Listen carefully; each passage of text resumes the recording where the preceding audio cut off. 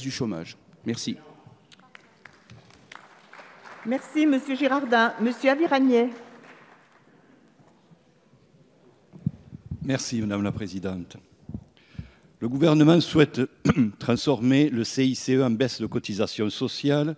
Concrètement, il met en place un allègement permanent de cotisation de 6 points pour les rémunérations n'excédant pas 2,5 SMIC.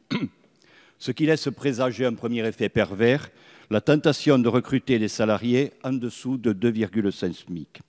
De plus, le gouvernement souhaite faciliter encore davantage l'embauche des salariés peu qualifiés et rémunérés au SMIC en renforçant le dispositif des allègements généraux d'environ 10 points, afin d'exonérer totalement au niveau du SMIC des cotisations et contributions sociales acquittées par toutes les entreprises. Avec cet article, le gouvernement rapproche le coût net d'un emploi au SMIC de son coût brut.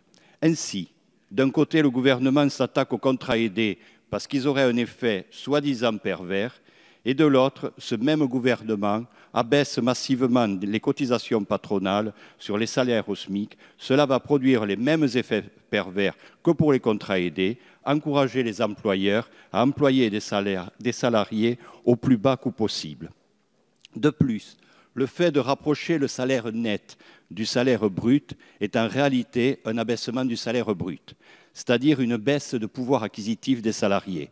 Car pour emprunter dans notre système bancaire, le banquier tient compte du salaire brut et non du salaire net.